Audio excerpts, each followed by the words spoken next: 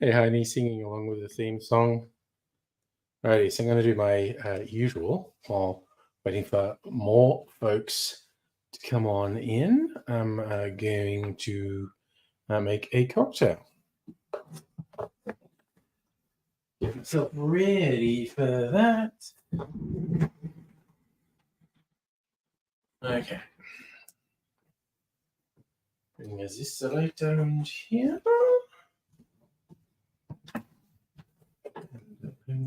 Do. Bring this camera over here.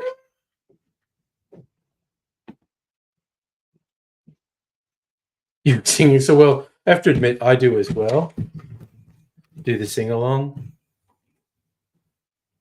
Slightly weird to do it to my own theme music, but let's get this happening.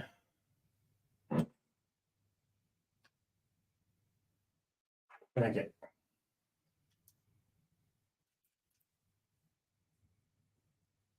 Okay.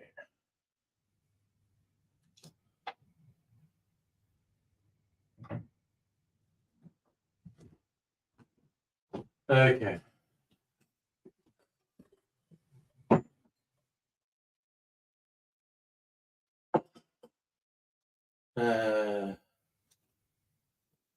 Right. All right, this I need to actually look up what I'm doing.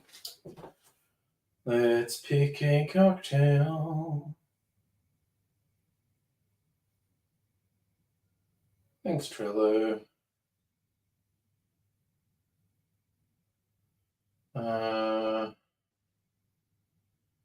Pink mist.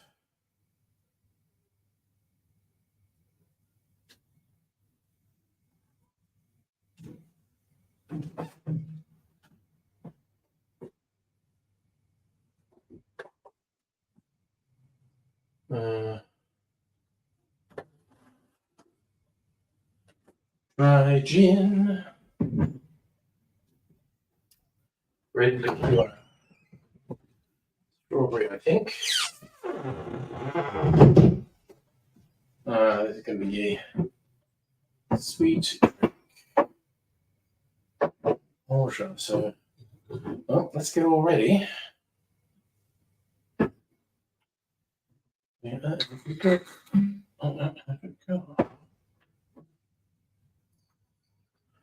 Almost out of orange. Why is it fizzing? Is it fermenting? Which one's lemon juice? That one's lemon juice. Okie dokie. Gin, red liqueur, orgeat, lemon juice, and the foamer.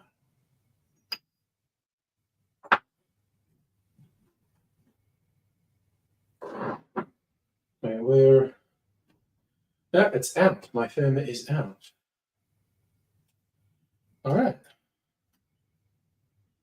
We are ready.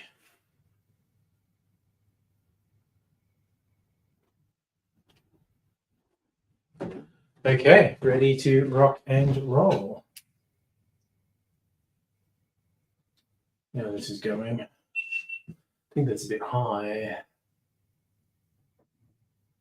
As Cheech said to Trong. All right.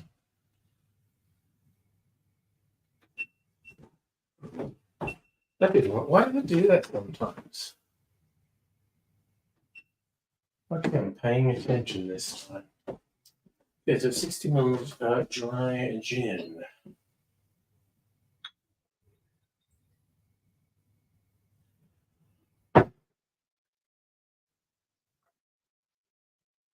Splash 50 ml of red liqueur.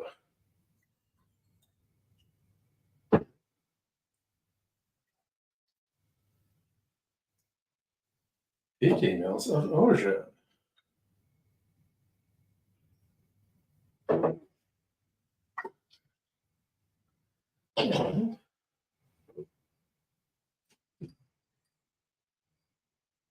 Wonderful.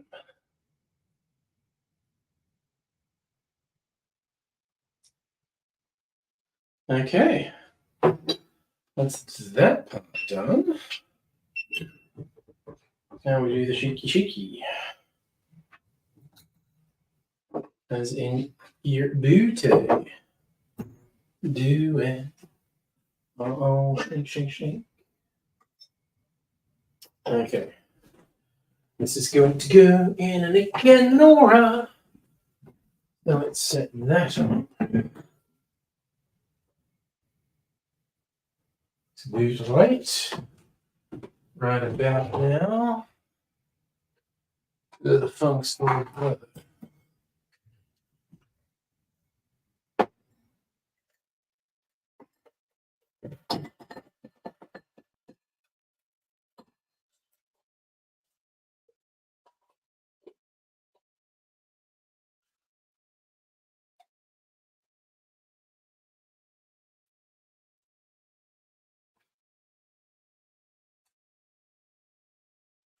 Okay. Go.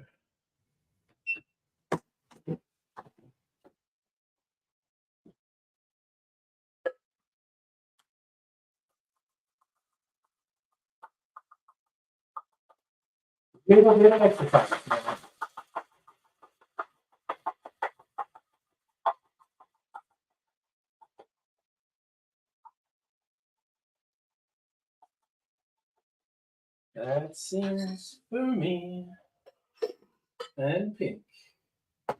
Living up to its name.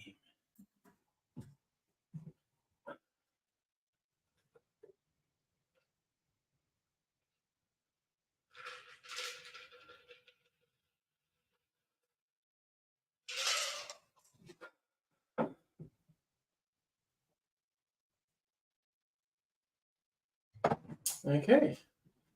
Pink mist. That dune. Take a peeky chewer.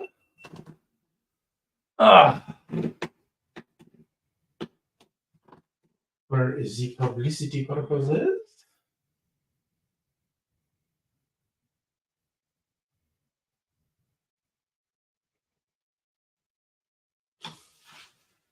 Nice.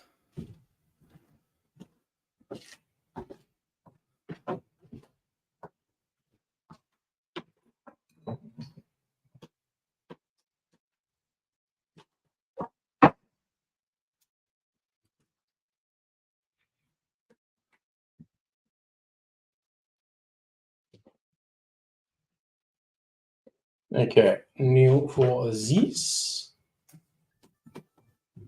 Oops, turn this on.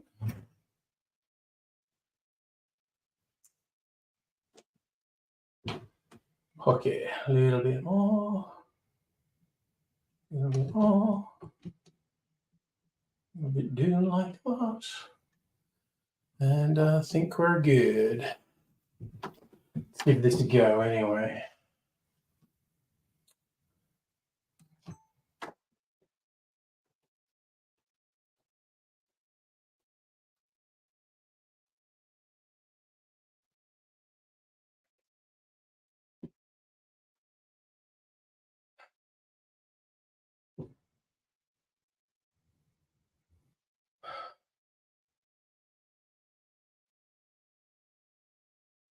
G'day, cocktail lovers. This is a sour cocktail I call the Pink Mist. I based it on one I found called Yellow Mist.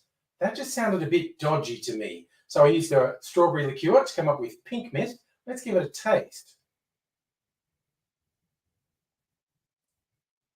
The tasty and sweet little number. Here's how we make it.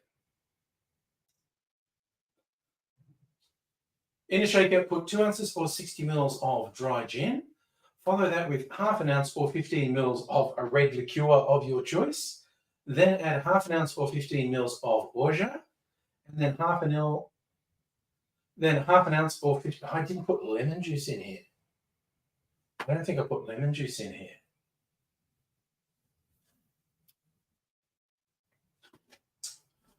Okay. Okay, let's do this. I thought there was some. I thought it was a bit off. I did not put lemon juice in here.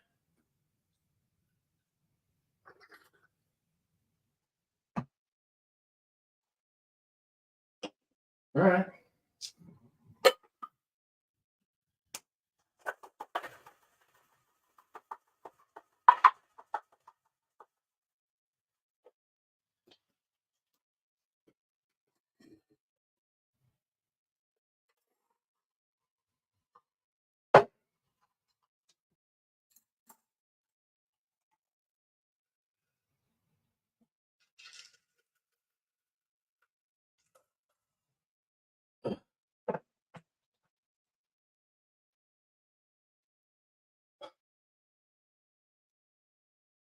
Then we add half an ounce or 15 mils of lemon juice. If you want it foamy, you can add egg white, aquafaba, or I'm using a few drops of Wonder Foam. Add ice to the shaker, and I'm shaking that extra hard for 20 to 25 seconds because I want it nice and foamy, and then straining it into a chilled Nick and Nora glass.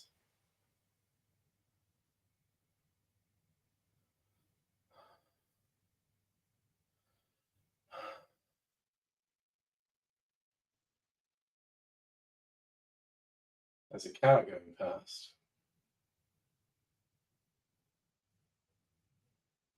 All in all, it makes a nice looking drink that tastes good too. A fun little creation of mine. Give it a go. The Pink Mist. Cheers. All right. Yep, that's a bit more. Oh, yeah, that's more like it. Okay, sitting down. Sitting down. Let it. Oh. Okay. Let me try and get my shiz sorted.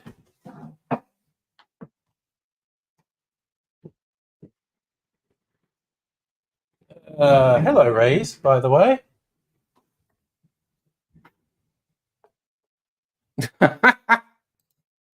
Yes, it was only when I said lemons as an ingredient. Oh, that's why it didn't taste like I expected it to. Broke Alex with booze? I think he enjoyed it. Oh. Ah, did you like the sound of the rum and tropical liqueur one? Man, this is actually quite nice. Just a very light sour, sweeter than average.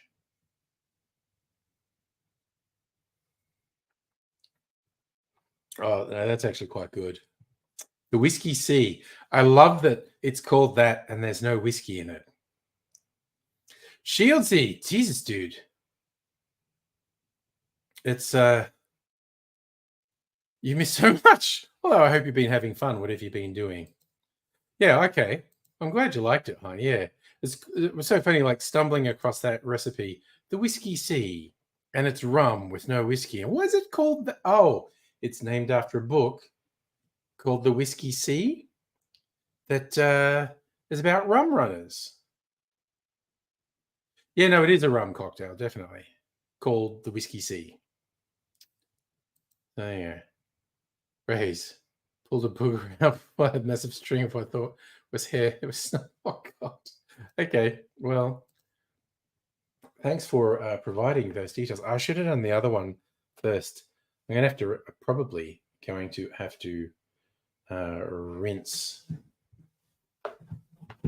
shake it because of the foamy stuff. Wasn't thinking, was I? Oh well. So no. Don't want to do that. Okay, Pink Mist. You're over here. Emerson.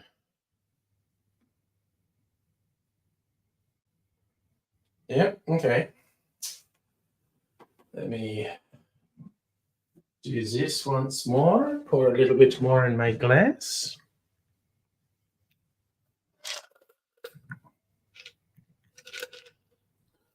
That might be mostly water at this point, but that's okay. All right, some ice. From there. Yep, I am probably going to have to rinse that glass. It's going to make another short video tonight. This is life's unpredictable. Get excited, oh shit, a hair, let you down, playing with brain music. Yeah, well, you know, it's one of life's little mysteries.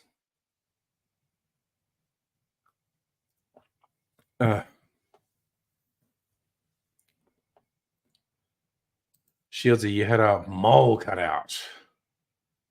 Oh, okay. Well, dude, I'm glad you got the mole cut out, which headed off cancer. So, kudos. I guess I had when they did that bit roast colonoscopy and endoscopy a couple of years ago. They found what they call them, polyps. I do that because it's like this little cutting bits on the edge of the probes they stuck up me. So that's not cancer, but it's the sort of thing that turns into cancer one day, so we cut them out. That's some bad mistake. Okay, that was interesting because I was hoping to catch up with Kirsten at a dive bar called Whiskey and Ailment that was doing Irish whiskey specials. But then Kirsten was had been out shopping all day and was like suffering from heat exhaustion, which is completely legit, and wasn't up to going out. And Dr. Abigail and I were in the city sort of waiting to find her. So it's like, oh, okay, well, I don't really want to go to Whiskey and Ailment. I was just going there to meet Kirsten. So we went to the Gin Palace and had a martini and a cheese plate, which I guess is not very traditional St. Patrick's Day. Was going to be drinking Irish whiskey, but then plans changed. I just think you could make the same thing with a green liqueur like Midori. That'd be a St. Patrick's Day drink.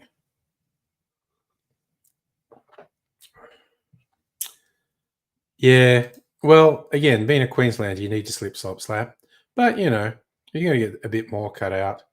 As you say, better than cancer. So even though it's probably a bit of a drag, glad you're getting it done, my son. It's an important thing. Now, this is sort of very light and sweet and tart. And I'm drinking it fast.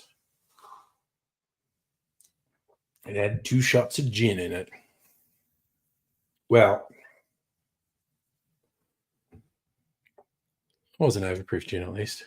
No, oh my God. Those balloons always go over my house. Well, they cover a fair area when they go over in the mornings. God, waiting to find out what happened to that. Because you'd reckon, I don't know, that they'd make it pretty hard to fall out of those hot air balloons. And in fact, make it hard for you to jump out deliberately. So, dang, I'm really waiting to see what the details of the story of the guy falling to his death from hot air balloon. Now, I was just thinking, could you imagine being the one who found him, or if you were on the street when he went, yeah, spat? That would be extremely disconcerting. I've got like a loose bit of hair there. It's probably going to look silly in a video, but that's okay. Who cares? I do remember one of the hot air balloons sort of coming down unscheduled, stop, something went wrong, landing in a residential area a few years ago. No one was particularly hurt, but they would come closer to my house when I was living in East St Kilda. A couple of times be inside, and you'd actually hear the gas jets. They were that close to the house when they're like pulling the little lever to fire hot air up into the balloon. You could hear it from inside the house because they were that close to the house. But they're a thing when the weather mornings get a bit cooler. They start flying. I guess, you know, the comparatively warmer air in summer makes it harder to do. But yeah. Well, that's fun. Waking up on Williamstown Beach one morning and they were flying over you. That does sound magical. They'd be a bit bold to flow them right over the bay because I know they do sometimes, and I think another place where they've come down unscheduled is St Kilda Beach. I seem to remember that, uh, unless I'm imagining it. But yeah, most mornings when it's cool enough, we'll see at least four of them um, going about. Hey, hey, how you going? Strictly Sega. All right. Well, by sheer coincidence, making two gin drinks tonight. They were just on the list. You're not going up in a hot air balloon, matey?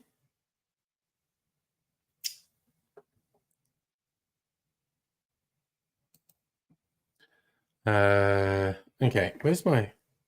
Actually, will I make? I was going to make another gin drink. I've got no problem with making two gin drinks. Emerson. What was another one? What's the 25th hour? A shit ton of peated whiskey. Port Amaro Maraschino. I mean, that sounds pretty interesting.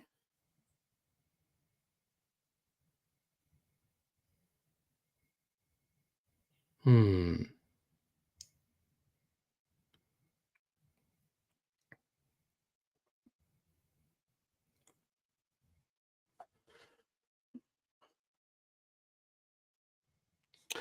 That's an old-fashioned style one. I'll do that another time.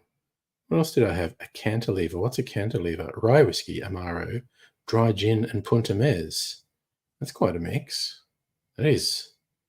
That is quite a mix.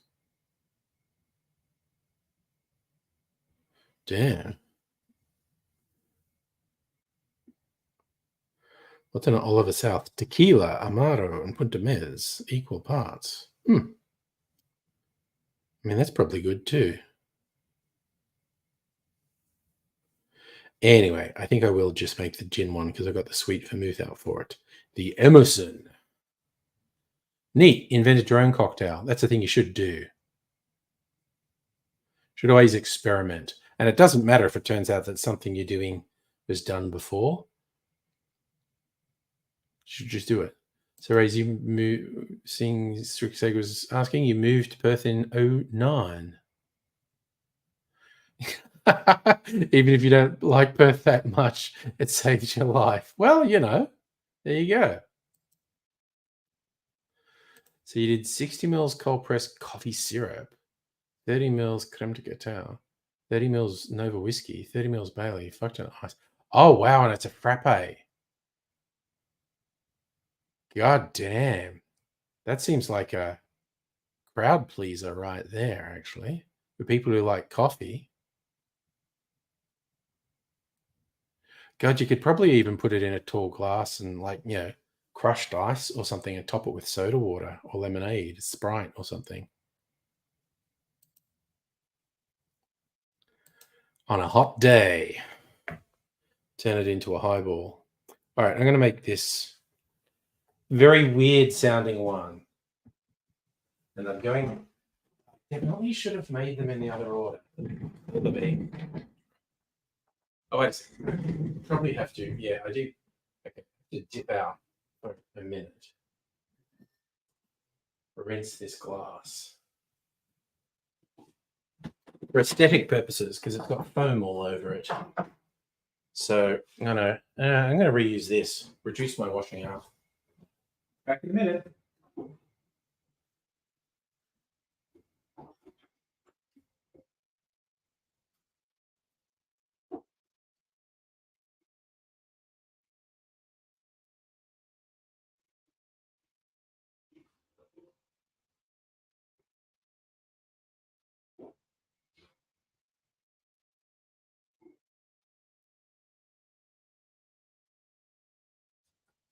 All right.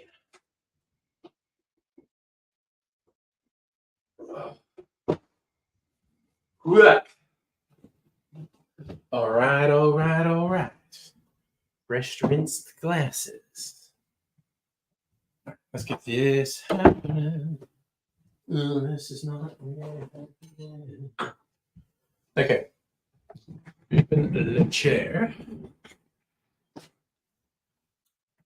I'm going to play with that on air sign when I sit down too. Okay. Put this light here. We tilt it down.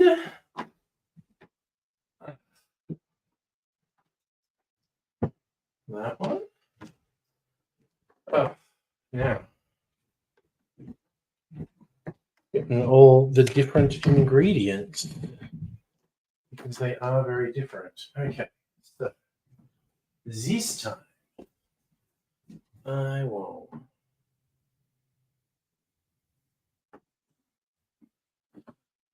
maraschino liqueur. Okay,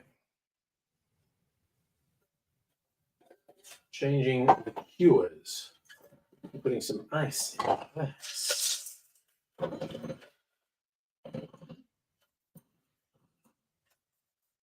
All right. And changing dry gin for a sweet gin. Okay, so this goes there. This comes out. Okay.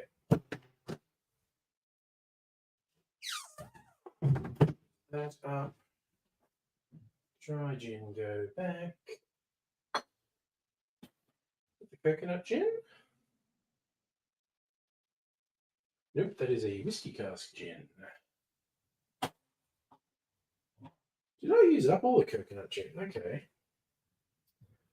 I need a sweeter style gin. Which of these will I choose? No, wait, there it is. I didn't think I'd used it all. Coconut gin.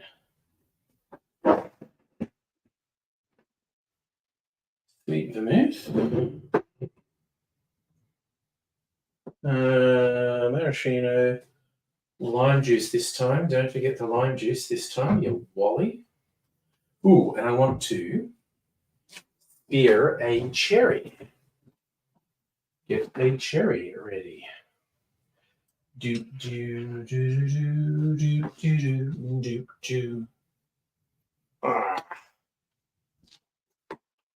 Can't get no. There we go. Bam. Oh, I thought I had that one. But I'm sure I stabbed that one. Escaped. Oh, I finally got one. No, it escaped again. What's that all about? Bloody cherries playing. Oh. Cherries playing hard to get tonight. All right. Gosh, darn it. That was way more effort than it should have been.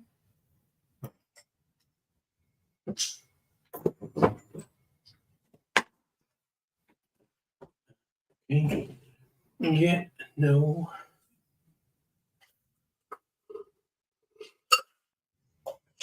Satisfaction. All right, 1.5 ounces. 1 ounce, half ounce, quarter ounce. Okay, we good.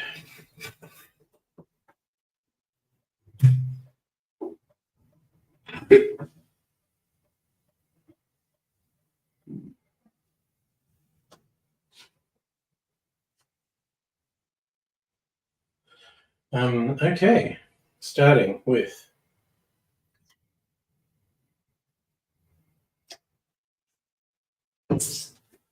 let's see how we go. I really don't know how this one's turning out. I'll be honest though.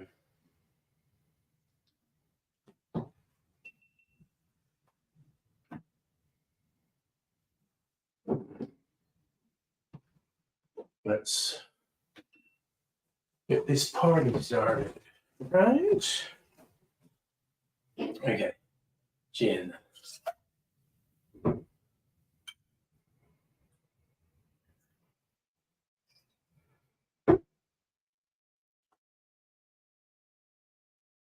How much lime juice? 1/2 ounce.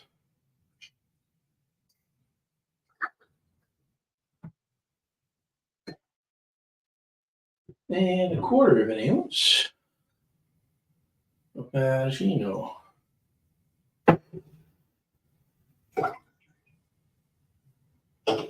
Okay. The first bottle done. Alrighty. Let's put the ice in. Ice.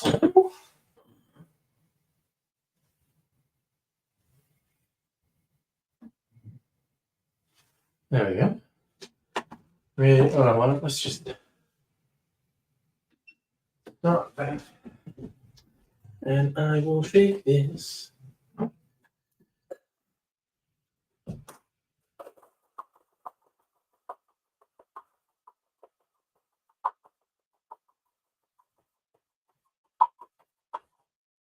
That's probably enough.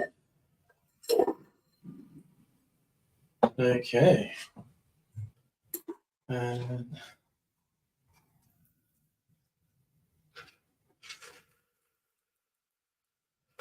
oh, makes for an interesting color. Okay. It's the close-ups done. It's right here, Safa. We'll be sitting dune in a minute. This is only a short video, so should take me less than 2 minutes to do the talking bit. Do, do, do, do, do, do, do. There you go, I think that's right. Oops, you know what I almost forgot? I almost forgot to do, well, I did forget to record putting the thing on. I almost forgot my publicity. All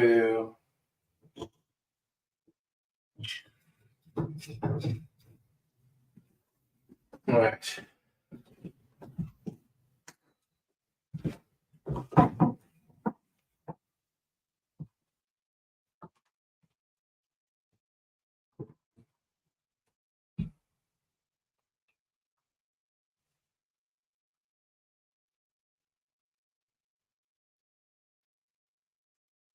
All right. Turn this back around so I'm not going blind. Yeah, I get your battery. Okay, is that ready? That's ready. Start recording. Tiny bit. There we go. I'm gonna regret that. Obsessing over tiny camera movements.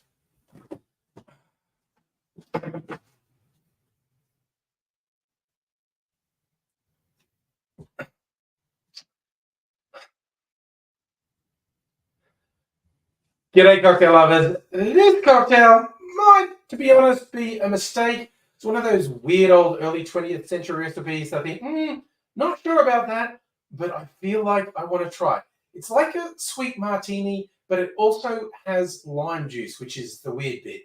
But we'll give it a go.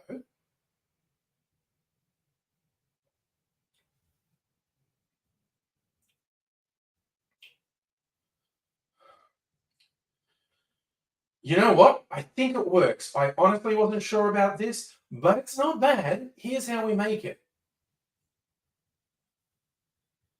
In a shaker, we put 1.5 ounces or 45 mils of a sweeter style gin, like an Old Tom. Why am I short of breath? Then 1 ounce or 30 mils of sweet vermouth. Then 1/2 ounce or 15 mils of lime juice.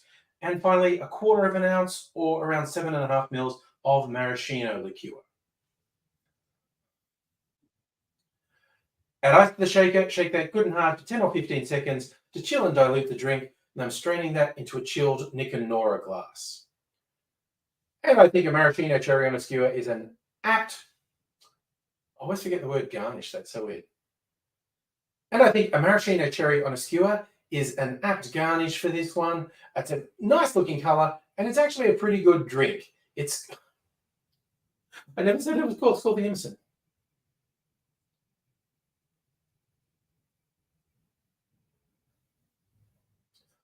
all of which makes the Emerson. And I think a maraschino cherry on a skewer is an appropriate garnish for this one. Give it a go. It's unusual, but worth a try. The Emerson. Cheers. Oh, I had to get confused and forget what I'm... Well, I'm not forgetting what I'm going to say because I didn't fucking script anything. Coming up with it on the fly. Pretty fly for a white guy.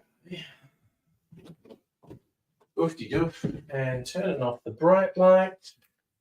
So we've got some more intimate mood lighting. Sits into fucking Dune. Oh, you know what? I'm going to put some orange peel in this too. God damn it.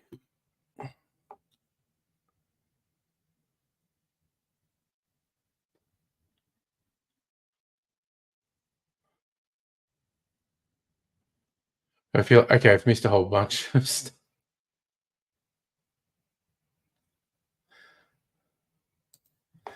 Oh dear. You're all having fun. That's what's important.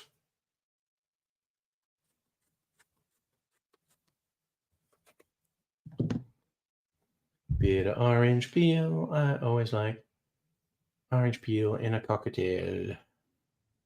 Oh, I left my clarified cocktail out in the kitchen. I might get that in a bit.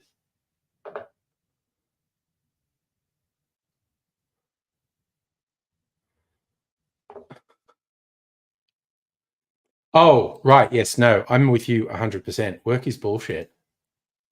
But there's the pay aspect.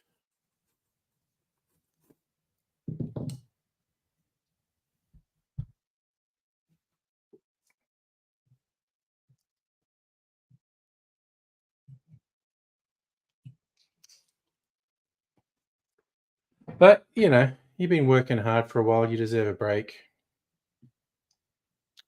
Cheers, y'all.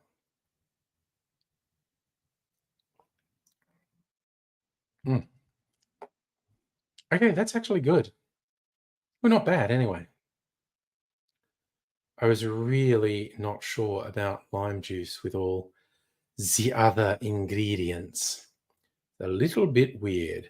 Then again, I think particularly like late 19th, early 20th century, they just did weird shit with cocktails. They go, well, that's popular. So if I changed it a bit, maybe I'll come up with a new popular drink. And honestly, the old recipes are very hit or miss. They're a bit dodgy, to be frank. But you know, this one, not a bad experiment.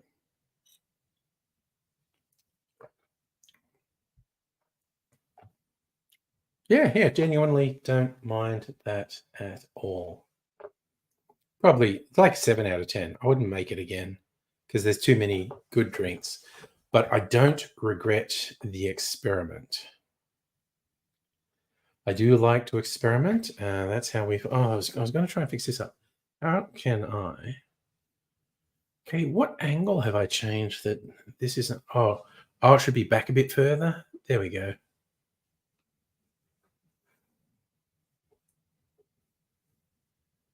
There. That's a better position for it on air. And the light balance is working quite well tonight too. Cool.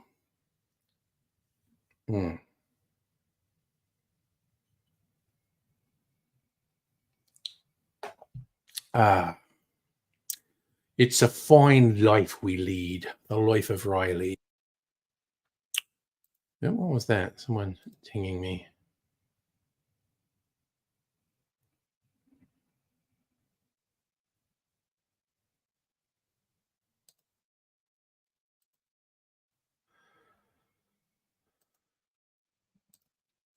All right, it's all happening. Sorry, I was just checking what message someone sent me. So after the F1 sold out, Melbourne, there you go. I mean, I thought it did. Oh, actually, no, I'll correct that. I never pay attention.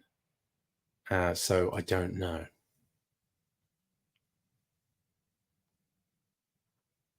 Oh yeah, I mean when I can actually hear them from here, but when I was in East St Kilda, it was quite loud. Just like very large insects were buzzing around somewhere. Here it's like there are mosquitoes off in the distance somewhere. You can still sort of hear, and the jets doing their flyovers fly over here sometimes. They were also much more noticeable in my old place in East St Kilda. I think I actually put video of it on YouTube at one point because the roulettes, particularly when they're doing all their tricks, because they do such big loops when they're doing loops, they would come right over my house. I would actually get quite good shots of them. But they'd also do like a fighter jet at one point doing a scream over. And I do remember on Balaclava uh, one Saturday down at the shops, and this jet was doing a pressure and just came screaming overhead really low. And I was kind of thinking, I feel like we have refugees from war zones here, and you're probably re traumatizing them with this fighter jet acting like it's strafing the suburb. Is there, well, I think it passed us. Like they'd been predicting 20 millimeters of rain and thunderstorms all afternoon. I'm going to look at the map again. Yeah, it absolutely missed us. It existed, a fairly full on storm, but it completely missed us. Like, I don't think it even rained, let alone thunderstormed. Yep, no rain. They were predicting up to 20 millimeters, and there was none. Might be a little bit overnight, who knows? Doesn't look like it. And then no rain for weeks, so we missed that rain. And then just 20s, mid-20s, my favorite sort of weather. Okay, this weekend is full on shaping up as my favorite sort of weekend weather. 22, sunny, no rain. So you did get the storm? Yeah, it seemed to go right through all the country areas, and it just missed us. Might have got the outer bits of Melbourne, but it missed us. Was expecting it all day, and it completely missed us.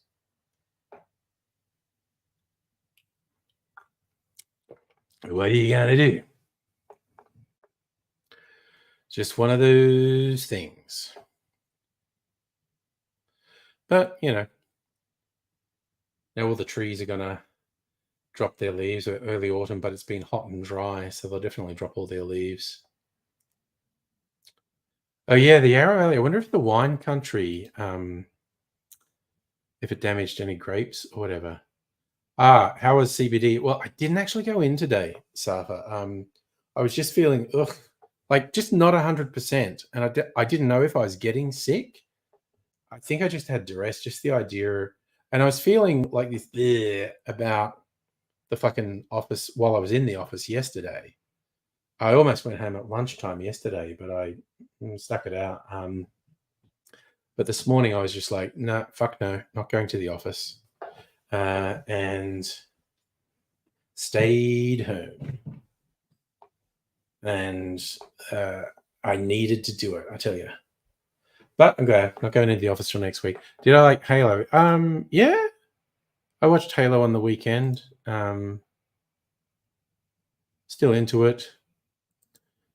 Be interesting to see how they finish this season, because I don't think they want to finish it. I think it's doing reasonably well for them, so they want to keep it going.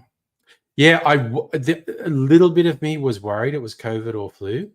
I know it's just run down. I don't feel sick. I'm not coughing, not sore throat, not chesty, not even blocked nose or anything. It was in the back of my mind, but if I'd have gone into the office, I would have been in this meeting in a room just packed full of people. A room that should probably have a maximum of about 10 had like 15 or more people in it, and I would have been in there. I attended that meeting online with half a dozen people online. It wasn't just me, but that would not have been a good environment for me. I would not have felt good.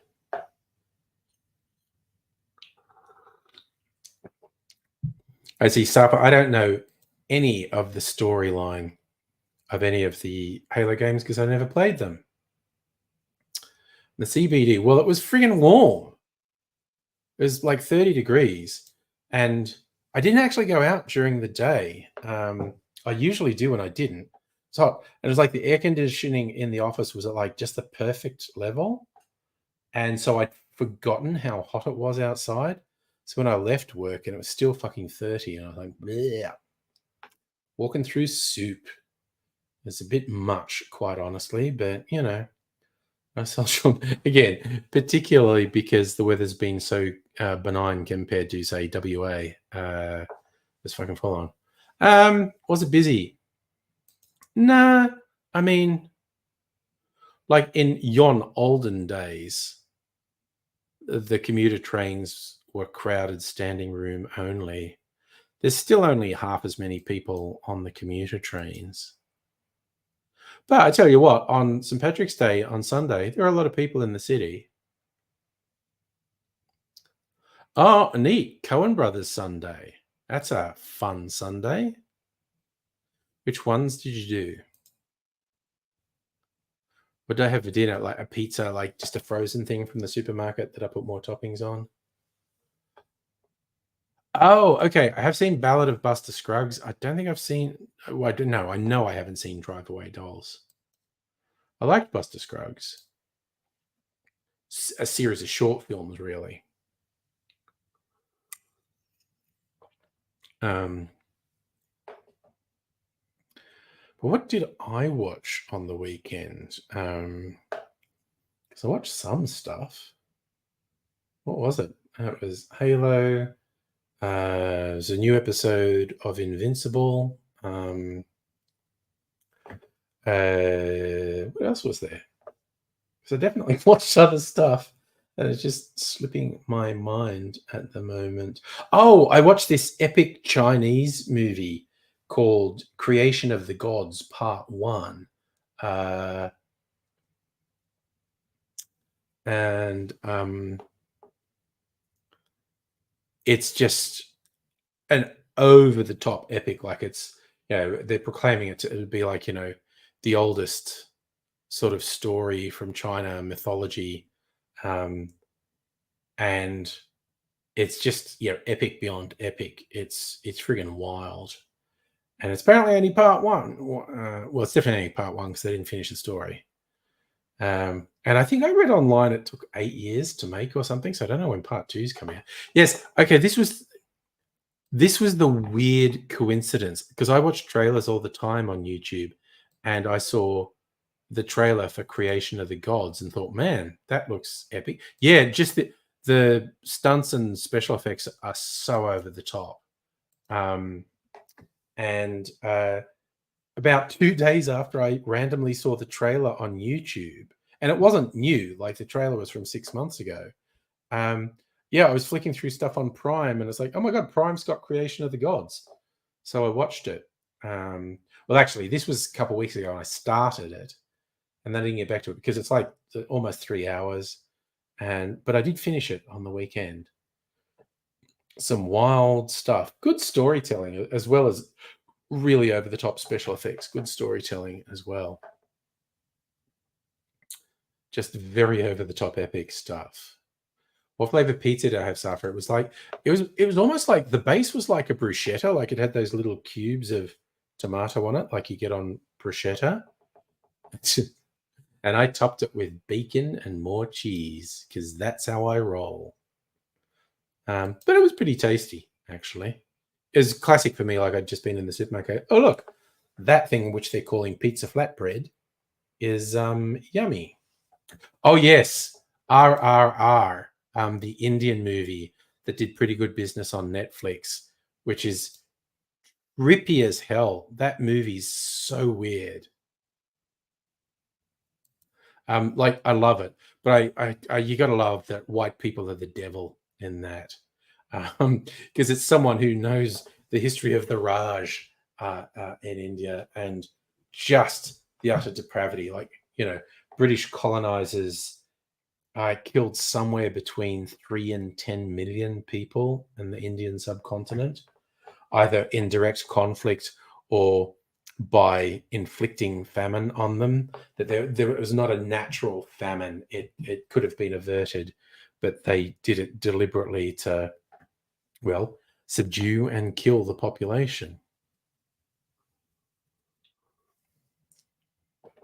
But yes, if you haven't seen RRR on Netflix, it's kind of worth it just for the completely in your face epicness of it all. I don't think the story in RRR is as good as Creation of the Gods, but maybe I like old timey mythology.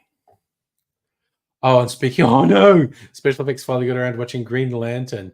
Oh, that was that was just like a pile of wasted potential. Um, it, it easily could have been good. Green Lantern used to be one of my favorite comics, and yeah, Ryan Reynolds, he's good. He made two jokes about it in the Deadpool movies. One was when he's first getting with the people who are going to try and bring out any latent mutant abilities, and he's going like, "Don't make my super suit animated or green." And then this credits thing, uh, when he's traveling through time, he finds Ryan Reynolds. He's got the script. This is it. This is the one that's going to make me a star. And it's the script for Green Lantern. And he shoots Ryan Reynolds in the head. So he never makes Green Lantern.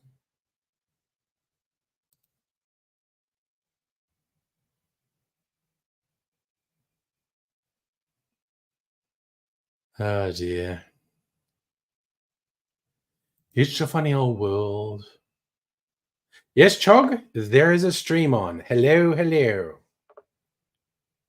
You think Green Lantern should be cliche, the movie? I swear to God, it was so vapid. I have largely forgotten it. I did watch it years ago. It just isn't memorable. Tell you what, I am going to go out with my little glassy here and get a little bit of ice, or reasonably big bit of ice, quite honestly, and my clarified cocktail, and bring it back in. So I'll be back in like less than 60 seconds. I mean, you can time me if you want.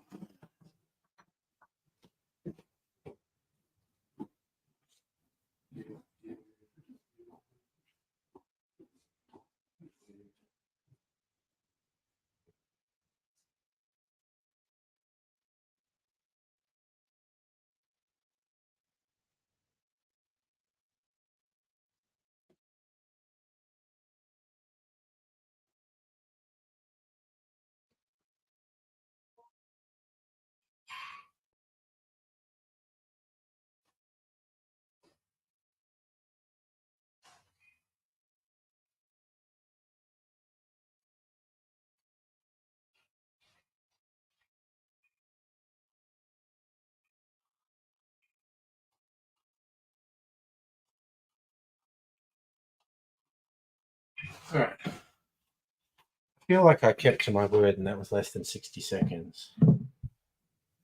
Close the door. And yeah, no. Oh. So everything that happened was a cliche. Shows off his powers, they don't work. Revealed to the girlfriend, yeah. You saw it, got burnt out. Yeah, well, I was about to say the Green Lantern movie was like a decade ago.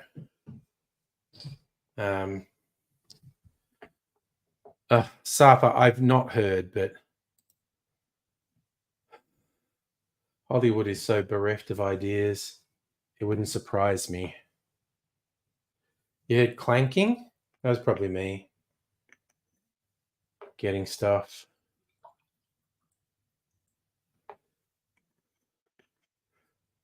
Do. There we go. Transferring my garnishes to the new glass. Long live the new glass.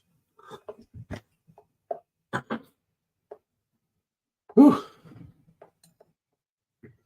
It's all good in here.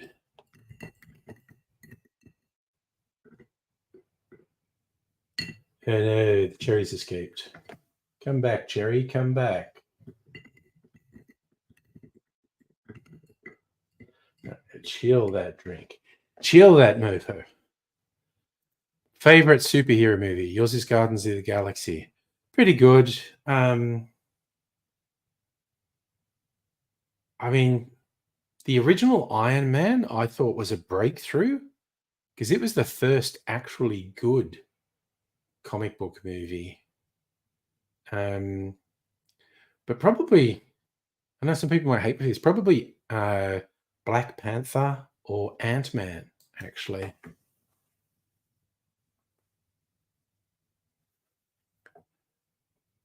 Let me see.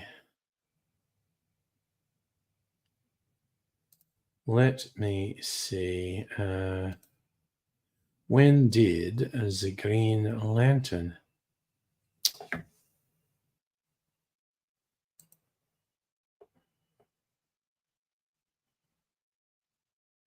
Oh God, Nick's Wine Merchant's tempting me. Best sub $100 super value single malts. Are they Scotch whiskies? Again, they're still doing that special on Balcones, which honestly tempts me a bit. Okay, let me see. Single malt whiskies for less than $100, which I don't need, so I'm not getting. Aberfeld 12-year-old, $93. 12-year-old, $89.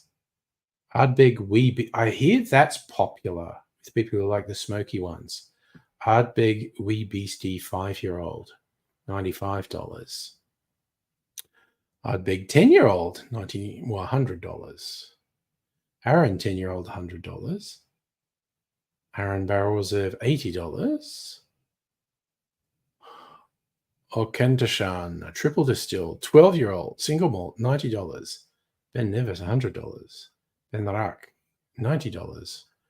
All right, I'm not getting any of these. I'm just looking at them.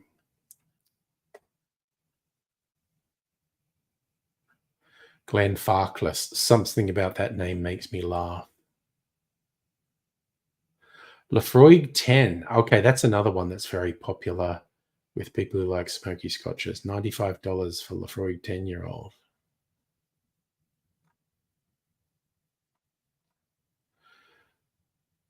Old Pulteney, which is the one I've got. I think I paid less than 12 more. What is there?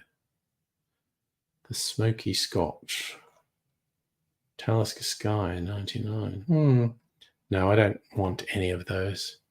You haven't successfully tempted me, Nix. Ha. But anyway, I felt compelled to look up Green Lantern 2011. 13-year-old film. Was Taika Waititi in it? Good Lord. Actually, that cast. Oh, Mark Strong, yes. Peter Skarsgård. Oh, that will break. Is that where Ryan Reynolds and Blake Lively met? Or were they already together when they made that movie together? Angela Bassett's in it. Temuera Morrison's in it. And Tim Robbins. And Michael Clark Duncan. And Jeffrey Rush. My God, it's got... God, for a disaster of a film, it's got a hell of a cast.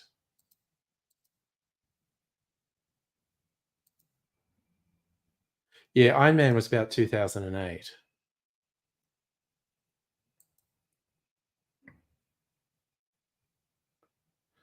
Yeah, Chog, I was genuinely surprised by the first Iron Man.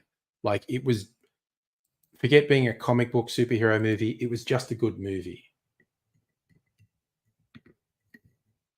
I mean, it's a popcorn throwaway movie, but good.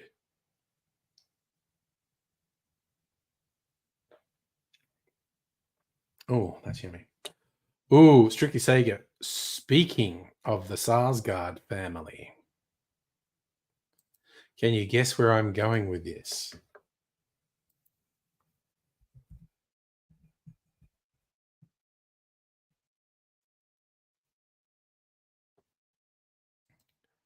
Actually, I was just going to jump in and say it, but I reckon, yes, Peter Sarsgaard was in Green Lantern, yes, but can you guess where I'm going with the Sarsgaard family? I just want to see if you're picking up what I'm laying down. But if not, I'll definitely go for it because this is a thing that's got a bit of discourse happening online. Nope, you're not picking up what I'm laying down? Okay, fair enough. Bill Skarsgård in the remake of The Crow. The Esche Crow, as people have christened him, because he does look like an Esche rather than a goth. But what's to me, okay, here's the thing. We've got all these old, and by old, I mean old fans of The Crow, because you've got to be old to be a fan of that, because it was 30 years ago that it was released. Um, Old fans of The Crow being absolutely repulsed by the Esche Crow. Well, I don't care. I'll give it a go. But I do just feel like, and I'm talking about people who are 40 and over, who are so upset, and oh no, the Esche Crow.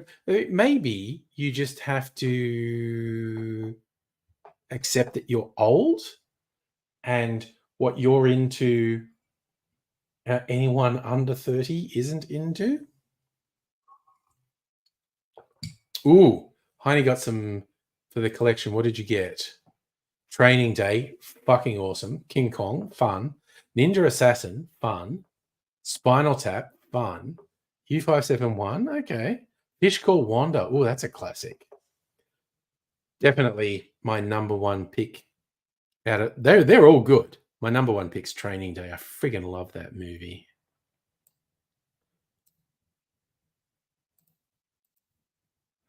What's this do to me? Okay. Strictly saying, what I'll say, I think remaking the old Crow story is silly.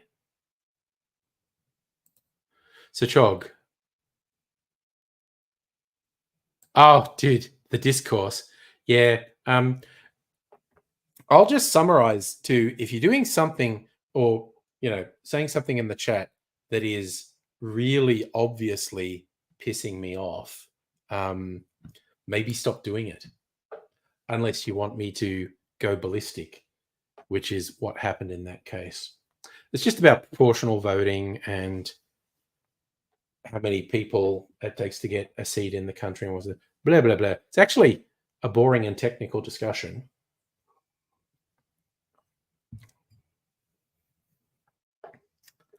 Fish Called Wanda, very funny movie.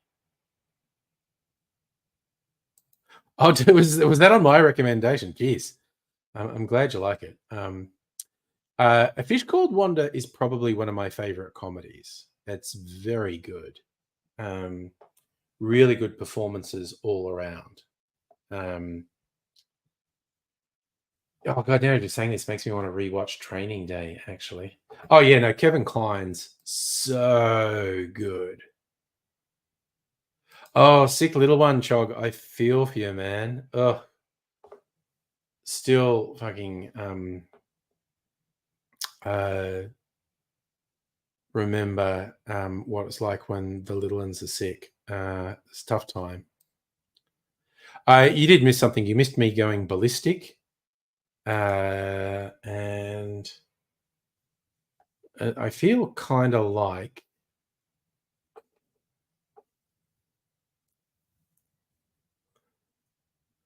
if it's obvious you're pissing me off, if you're going to get upset when I cut loose, then, maybe shut the fuck up. I don't know. Oh, your daughter got really crook. Yeah. Oof. At one point, my son was a real littly. Had to take him to hospital. He had croup. He was having trouble breathing. And yeah, so we took him to emergency in the middle of the night.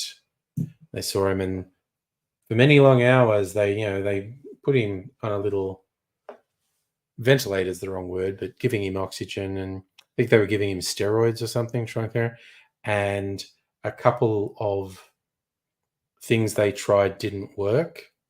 And the doctor came in and said, well, like, we're going to give him this. If this doesn't work as a precaution, we're going to move him to intensive care. And it's like, okay, this is pretty fucking freaky. You know, it's now like 3 a.m. and I've been just awake for so long. But then the final treatment worked, and he recovered, and we ended up taking him home. You love it when I went ballistic historically. Yeah. Celtic, no one's pissing me off now. It happened a while back. South Hour, $15 for cocktails isn't cheap if the cocktails aren't good. Like Mrs. Anger and I found a pub nearby that normal price cocktails are $18 and they're really good. Mind you, like when I got this very high-end martini from the Gin Palace, they're $26 to $28. And that's being with the high-end places in the city, just because of all the rising costs, that's pretty common. So actually these $18 ones is unusual. So your daughter was on the cusp. Oh, RSV. Oof. Yeah, no, RSV can be very serious. Place they go where they make cocktails strong. I just want them to make the cocktails properly. If they make the cocktails properly, they're plenty strong. If I go to a place and think they're deliberately making the cocktails under strength, I'll be pissed off. Yes, RSV has just a whole spectrum of complications, and for adults too. It's shit. I think there is a vaccine for RSV now. Celtic, hard to pick one place for cocktails. It's really going to depend on your mood and where you are and the time. I've just got places I can go to everywhere. But I mean, seriously, in Melbourne, in the CBD, there's like 20 very good cocktail bars, and I only really know like 6 of them. But like we went to the Arcadia whiskey bar recently. They do the best dessert cocktail I've ever had. And it's actually vodka based. I feel dirty saying that, but everything else in it's really yum. Worst cocktail I've ever had was mojito at a Mexican restaurant, and I finished it.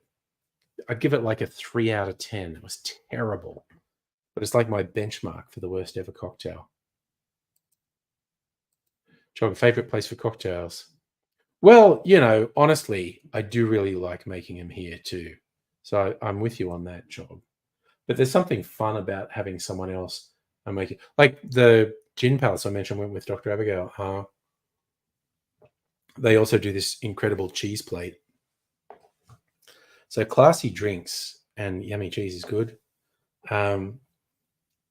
But there's like so many good places. It's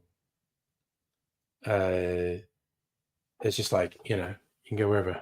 How much did the terrible cocktail cost? I don't remember, but it wasn't cheap. I could actually probably look it up. I really like the food at this place. It's really good.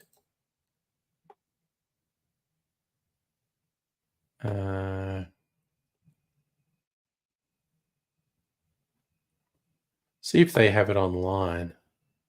I actually don't think they have their cocktails online. It says soft drinks. No, that's very interesting. They don't seem to have their cocktails online.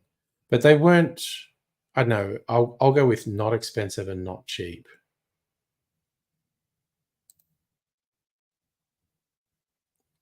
Oh, wait, there's a screenshot of the cocktail. Yeah, they're $20. $20. So that's not expensive, not cheap.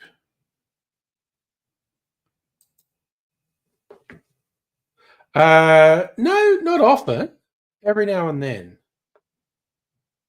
And we were hoping to catch up with Kirsten, who was in town on Sunday, but it didn't happen. No, can't stand beer. I'd get cider if you're just in a place that only had that sort of things. I'd either get cider or something non-alcoholic like lemon bitters. I can't stand beer. I can't drink beer.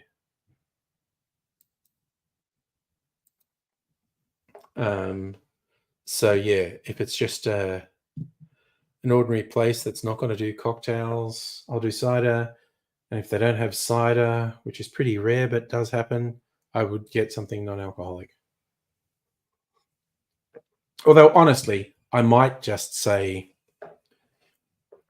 give me a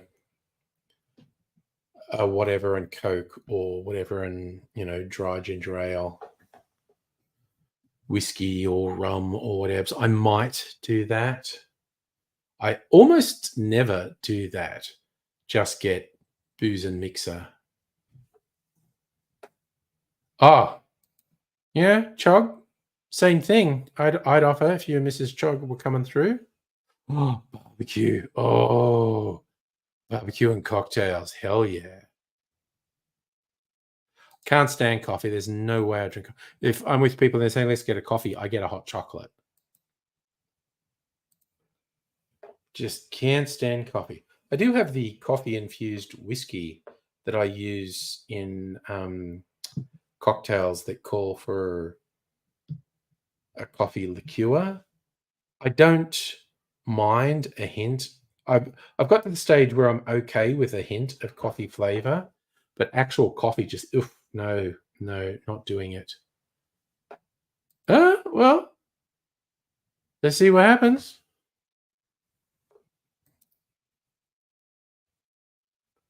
So yeah, I guess I adapt. If people are getting something that I don't like,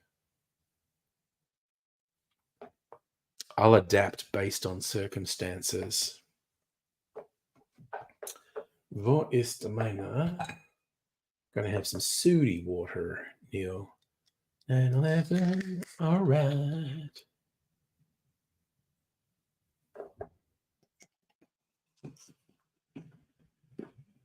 I feel like I just said something bad. Did I say 9/11 all right? I feel like I said that. And I have no idea why.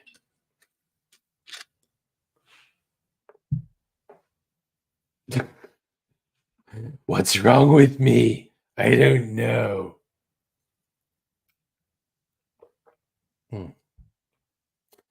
Little bit of fizzy soda water. Like it. Yeah, beard hair get in my mouth? What it feels like. I got rid of it though. It's all right. There are beeps on the Discord.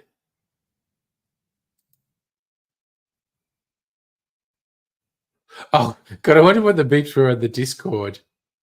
Strictly Sega putting some really funny Kevin Klein GIFs from Fish Called Wanda. Oh, God, I forgot that boot sniffing thing. You believe Kevin Klein did that? That's so fucking funny.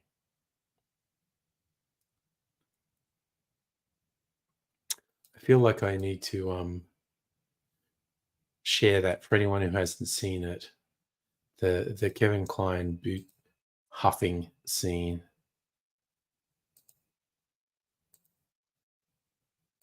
Is that working? There we go.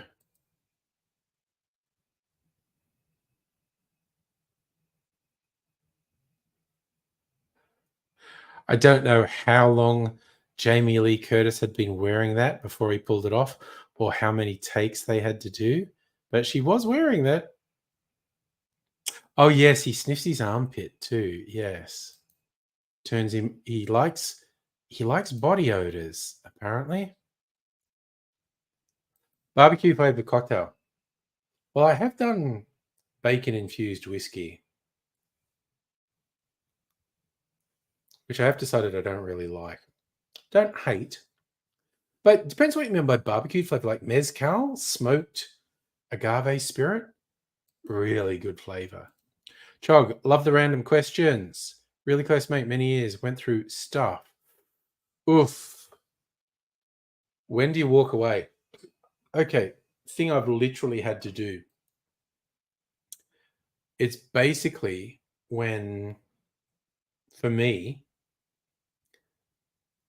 it's when they inflict it on everyone. It's when they can't contain it. It's like, and I'd like to think that before I walked away from them, I would just tell them, dude, this is just unacceptable. I can't have this in my life.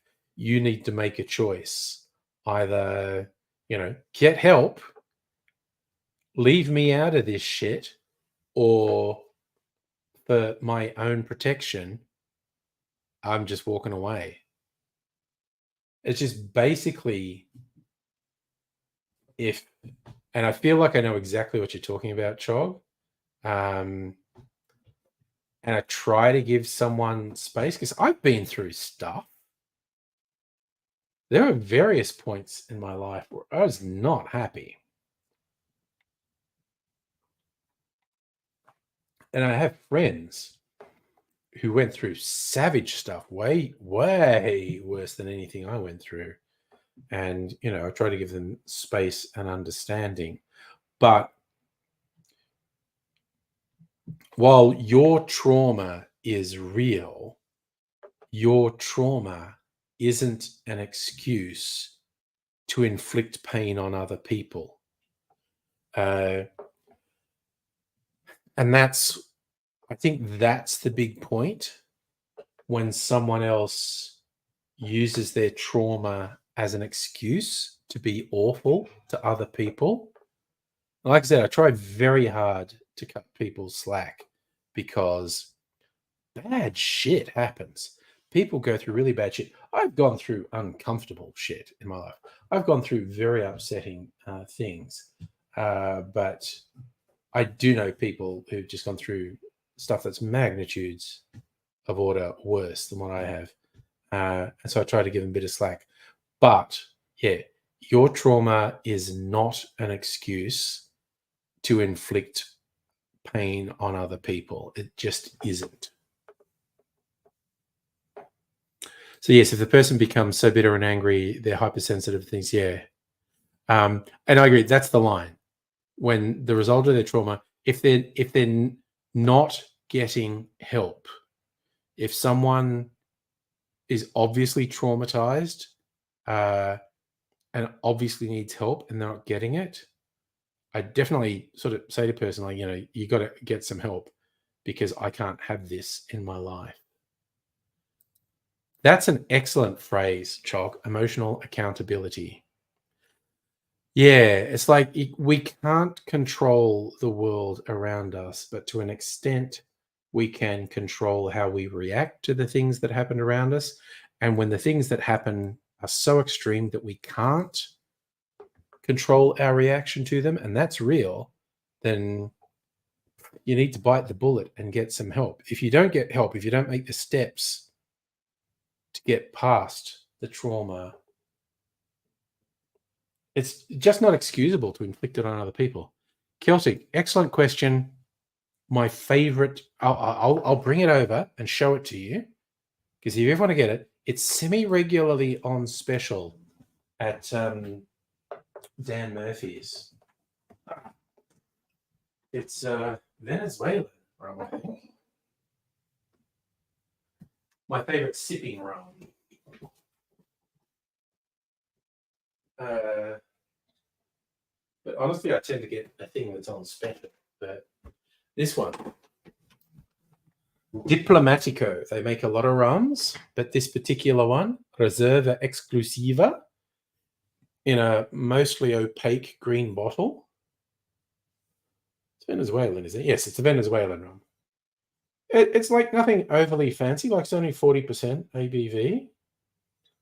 And regular price is over $100. Some places $120. Dan's semi-regularly have it on special for 90 or less. So it's kind of up to you if you want to spend that much on a rum when you can get rums for $50, $50 or $60. That's my favorite. I was about to say I don't have an answer, then I realized I do have an answer. It's diplomatico, reserva exclusiva. We need emotional accountability purely and simply because we lack the capacity to read others' minds. Yep. Yes, I will come back to, for some people, the trauma is so bad they don't have control over their emotional responses. You need to get help, though. If you don't get help and you're in this sort of uncontrolled trauma reaction thing, other people, it's not fair to expect other people to take it. The blurry line between supporting, yeah, yes, you definitely don't want to enable. What you want to do is support them and say you need to get help. If someone, as I said, they've been through such a bad thing that it's fucked them up, and their responses to everything is extreme to the point that they're inflicting hurt on other people, you just need to say, no, dude, that can't have that. Cannot have that. You need to get help, because if you're going to inflict that on me, then I'm going to have to like cut you off. And I have had to do that. And it's not good. But your own mental and emotional health being damaged by someone else is not helping them anyway. So no. Oof. Okay. I'm not a fan of Bundaberg rum, but I did get a limited edition one recently that had been marked down heaps. And by limited edition, I've seen it advertised for 150, and because it was limited edition, some of the resale things had gone to 200 plus, and I got it for under $100. And I was like, this is the last Bundaberg rum I'm getting. If this sucks, because I've bought upmarket Bundaberg rums before and really not like them. I was like, if this one sucks, never getting Bundaberg rum again. But this one was actually pretty good. It's called 1961, which is when Bundaberg rum launched. But what they did was mature this particular rum for 1961 days, which I thought was cute. So, I mean, what's that? 6 years. It's like they matured it for 6 years. That was very rough maths in my head. Might be way out. But it's underproof, like it's less than 40%. It's 30. Bundaberg have a few rums that are 37.5%. But and it has a character. It's nice. So, Chog, you've been in the situation. Older you get, more you realize how friendships actually best served flexibly rather than rigid. Yep. Yeah. Even if it's temporary, even if you just say to someone, this is all too much, you clearly need to get help. I can't have this while you're in this state. If you get help, then we can revisit this whole friendship thing and this whole socializing thing. But you getting help is a prerequisite.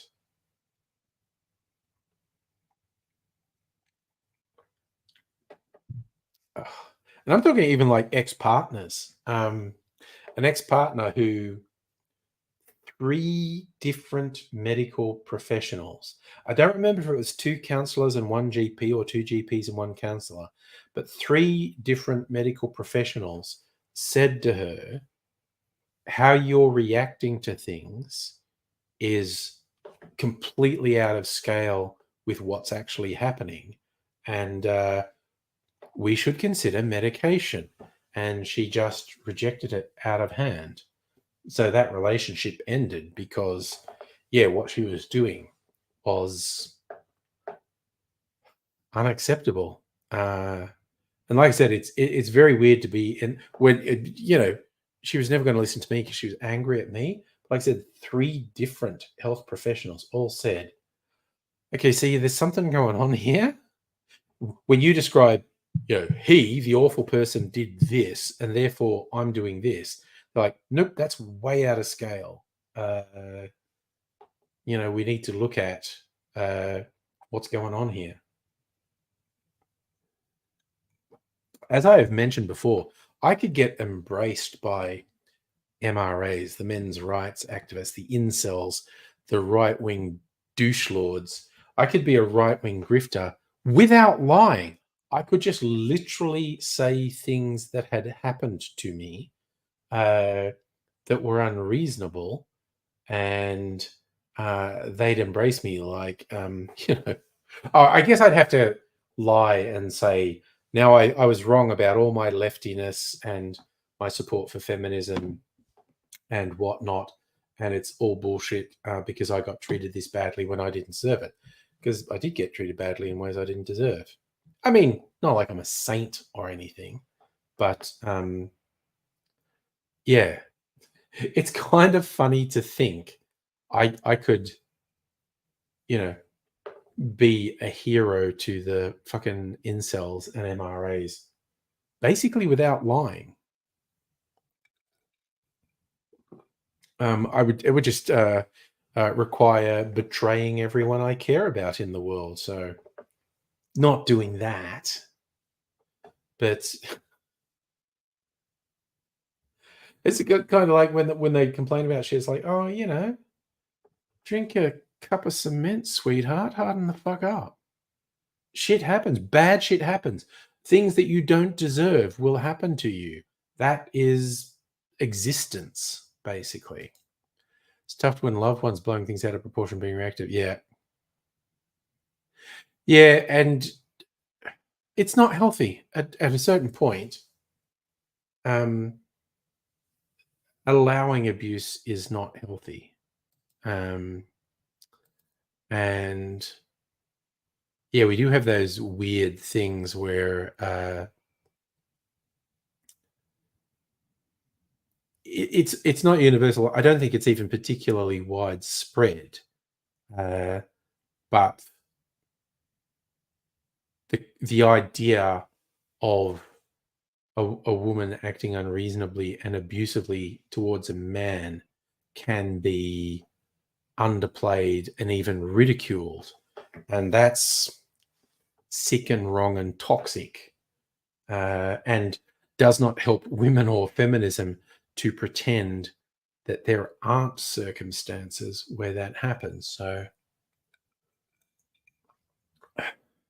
but it gets sick and weird and toxic for the men when you get men saying, yes, because bad things happen, therefore all women are bad and evil, and we, need to do ridiculous misogynist shit in reaction. It's like, no, that's a bad idea. That's a stupid idea. You don't want to do that. That's just straight up stupid.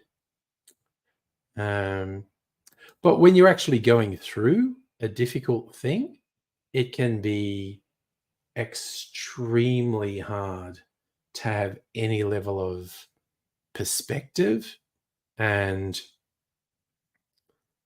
that's why, I do thoroughly recommend, you get counseling, you get psychological support, you get medical support if you're going through or have been through traumatic experiences. Don't pretend your mental health is not important. Don't pretend it's less important than physical health, because your mental health will affect your physical health. So humans are humans. Yes. Yeah, gender or agender doesn't matter. Yeah. And that's the funny thing. Like I said, it's weird. Like you get the incel MRA shit about, women do these awful things. Women do this. And you know what? Because people do awful things. There is no group of people, however you want to arrange them, that is somehow saintly and perfect and doesn't do shitty things to other people. And it's important to acknowledge that. But where it becomes toxic and self-destructive is when you say, I had a bad experience with that person, and because of their gender, sexuality, ethnicity, whatever, I am now anti that entire group, and I'm going to make these sweeping negative statements about that entire group. That's stupid and wrong and fucked up, and you're hurting yourself when you do that, because you're not dealing with what happened rationally. And I get in the moment it's hard or impossible to act rationally. But that's why if you've been through nasty, traumatic shit, you need help. I mean, not always. Sometimes you're fine on your own. You get over it. But most humans need help if they're subject to nasty, abusive, traumatic experiences. You need help to work out how to deal with it. So when your loved ones cross the line from suffering to treating you like shit, it's when you walk away. Oh yeah, no, it's absolutely happened with me. I mean, honestly, I guess in some cases it wasn't difficult. Like when I found someone was an actual abuser and predator, and they had all these justifications for their behavior. And it's like, well, cutting you the fuck out of my life, motherfucker. No, Safa. I don't want to be a psychologist or a psychiatrist or a counselor or any of those things. Um, just chatting. This is based on life experience and having gone through counseling myself. I am talking, firsthand experience of the healing power of a good counselor or psychologist or psychiatrist, depending where you are in life. It's absolutely a thing that people should do. And the idea that people should be shamed for that is ridiculous and fucked up and really shitty. And you shouldn't do it. It's like one of the most ridiculous thing is telling someone it's all in their head. You go, yeah, literally everything that I experience is all in my fucking head. Everything I go through is how my brain interprets what's happening, whether that's physical pain or illness or emotional or mental trauma. Mrs. Angry is a psychologist and counselor, works in the health system, and she's extremely good. And she does occasionally use me as a guinea pig for techniques, I will admit. Chog, yes. Oh no, having to walk away from someone because when you had good times with them, that's fucking hard. When it's someone you had good times with and you cared about them, but you have to walk away, that's fucking tough. Yes, actually, the original psychiatrist, the bartender. Yeah. As you sit there at the bar with a towel, tell me about your problems, buddy. Yeah. But yes, when I say these things, it's a combination of personal experience, things I've learned from Mrs. Angry, who is actually a counselor. Maria on Twitch, how are you this evening? Nice to see you. And from reading. Ooh, I did mention, like, we were talking about books. Well, I've been listening to audio books more than reading physical books, although I do read physical media sometimes too. And I was talking about wanting to get some non-fiction because I've been listening to a lot of really good fiction recently. And I was literally on Audible going, and I was literally looking at what can I get for free because I've got this membership. What's part of my membership? And I looked, and there were these university lectures on ancient Egypt, 48 half-hour episodes of it. So it's like 24 hours of university lectures on ancient Egypt by this professor, was he University of Long Island, Egyptologist. And so I'm catch me in a week or two. I'm going to know fucking everything about ancient Egypt. Maria, having lunch, very different time zones. I will be going to bed in half an hour. And Toronto Maple Leaf, good evening to you. I'm going to tell Mrs. Angry, Jog the Great, you're a mental health professional. Nice. I did not know that. So for making you a drink, I've made a couple of drinks tonight. No. That's on Audible, Amazon's audiobook service.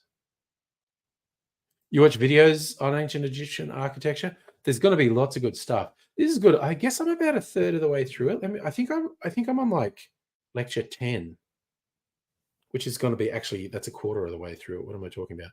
Just going to look. Um, Apparently, there's a series of these things on that have been made into audiobooks. The Great Courses, History of Ancient Egypt. Yeah, I just finished lecture 10, The End of the Old Kingdom. And I think so. Part 1 is 12. Part 2. Oh, so it's in 4 parts of 12 things. Man, so I got a ways to go. I'm just finished lecture 10 of 48, but give me a couple of weeks to get through this. I'll be a friggin' expert on ancient Egypt. Toronto Maple Leaf. I love we've got people in the different time zones. Toronto Maple Leafer, 6:36 a.m. Maria having lunch. Me not far off bed. Yeah, it's very this guy is really into it. Like again, being a university professor and Egyptologist, this guy's so into it. So it's great. His passion comes through, and he's got a really good conversational style. Like it's not stilted at all. So yeah, I'm really stoked I found this one actually because I was just going, oh, these free things, oh, that book. Oh, ancient Egypt. And I looked and went, fuck me, 24 hours of lectures. Yeah, let's do it. Let's do it. Kelsey, I mean, I think ancient history is fascinating. I just kind of had this vibe I should listen to some more nonfiction. I think reading or listening to fiction is really good for your mind. But I think nonfiction is good for you as well. Like if I look at my library on the audiobooks, it's like, okay, ancient Egypt, but then it's like fiction, fiction, fiction, fiction, fiction, fiction, fiction, fiction, fiction, fiction, fiction, fiction, fiction, fiction. I'm sure I've got some non-fiction in here. Jesus Christ, it's just so much fiction though. God, I even like started some of the free ones, and I was just like, nope, not into it. I finished a couple of. Oh, there you go. There's a non-fiction. God, memoir of someone coping with really severe mental health issues. Anna Spargo Ryan, Melbourne writer, really good writer. She wrote a couple good fiction things. Then there's this memoir one, A Kind of Magic.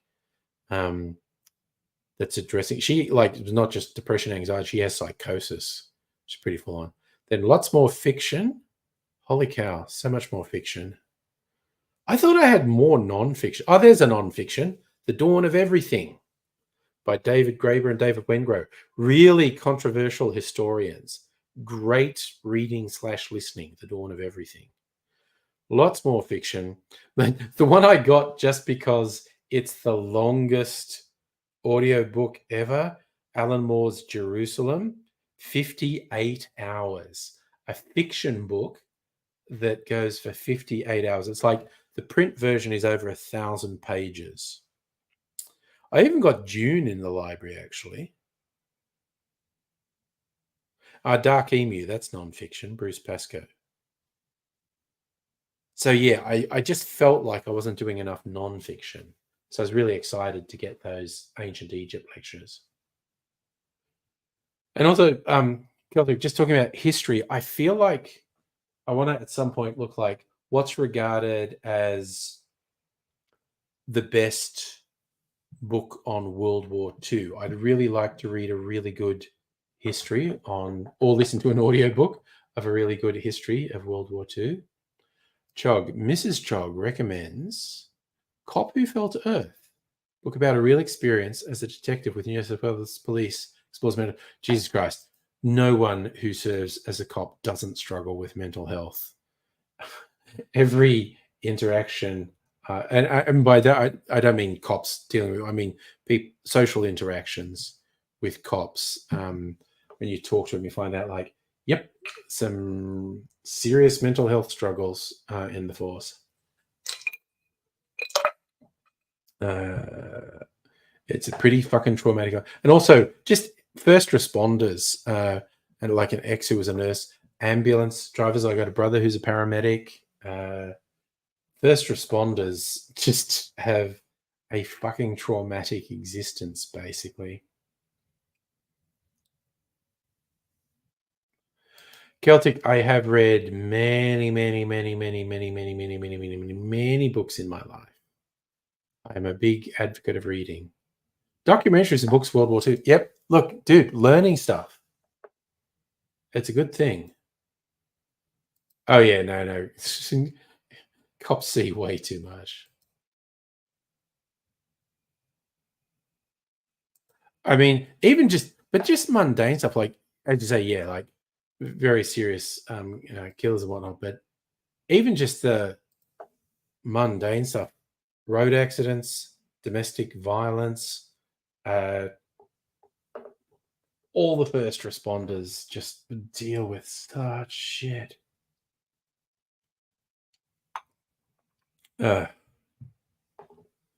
Okay, you know what? I'm just having drunk all that water. I've made this my latest liqueur. I actually put the little bits that were left of the other. I was going to leave it for a while to let the flavors really infuse. Like, I was going to try it properly on Thursday or Friday night. I only made it today. Need the flavors to really infuse, but I might have a teeny taste of it. Oh, actually, let's do ASMR because it's so full. I didn't mean to fill it up that much, but we do some ASMR. Get glug. I'll go right up close to the microphone. Right, I just love that noise.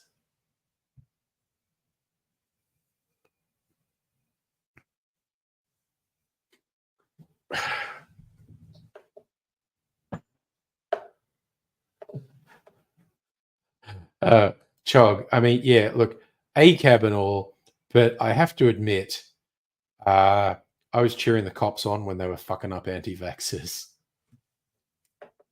Just like, fuck those people. I hate them so much.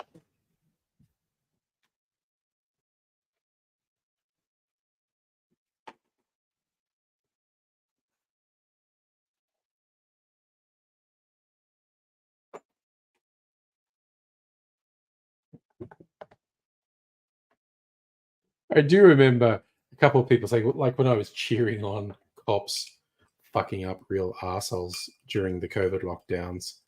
You say, well, you shouldn't be cheering that on. I go, yeah, I probably shouldn't, but also fuck those people.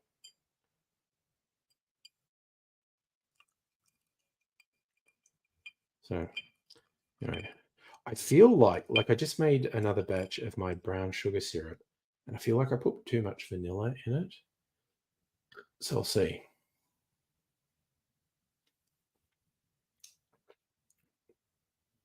Oh my god, that's so fucking good. No, I take it all back. That's just super fucking yummy.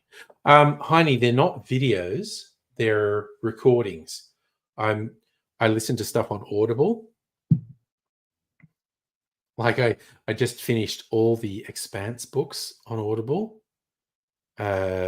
And I wanted some nonfiction, and I was just looking at what was available. And there were these series of lectures called, oh no, I hit play. But I didn't want to do that. Stop it. Called The Great Courses. Professor Bob Breyer, who's an Egyptologist. Actually, I should look up. Are there more of these? I'll go Great Courses. Ooh, The Fall and Rise of China. Plato, Socrates, and fuck me, I'm probably going to do those. Plato, Socrates, and the dialogues. Let me see. Is this a credit or is it free? It's fucking free.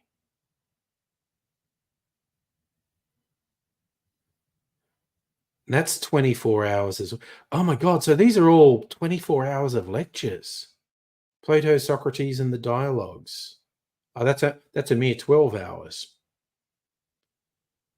But they're fucking free if you've got an Audible membership. Fuck me, I'll be doing those as well, I tell you. So, Chog, not many anti-vaxxers in your neck of the woods. Oh God, we like they were marching in the street. They were such assholes, and it was really demoralizing. Like you'd see there would be thousands of them doing these illegal marches, and just like, oh, that's really demoralizing. And then you find out the same day these couple of thousand that made you think there was a lot of them because a couple of thousand went out. The same day, like 2,000 of them were on the street. 20 to 30,000 people got vaccinated, and that many people were getting vaccinated every day. So it's just like, no, these people are fucked. Yes, Bob Breyer, he's an Egyptologist. Celtic started volunteering in an op shop, get some interesting donations. Oh, yeah. Typewriter's fun, man. Oh, I'm just interested in the nonfiction stuff. And actually, Safa's got my number. Like the free stuff. But yeah, I did want to get some nonfiction into me. I might intersperse, like, this is going to be like, 24 hours of these ancient Egypt lectures. I might do some fiction after that and then do another series of lectures. Ooh, if there was an audiobook of Seneca or Marcus Aurelius, I would absolutely do. Okay, now I'm going to look. Now that you've brought it up, I'm actually going to look it up. What do they have?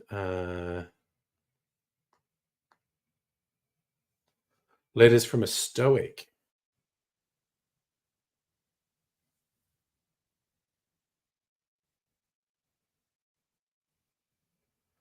Okay. That's the Penguin Classics audiobook. That's not free, but that doesn't mean I will do. On the Shortness of Life, On the Happy Life, and Other Essays by Seneca.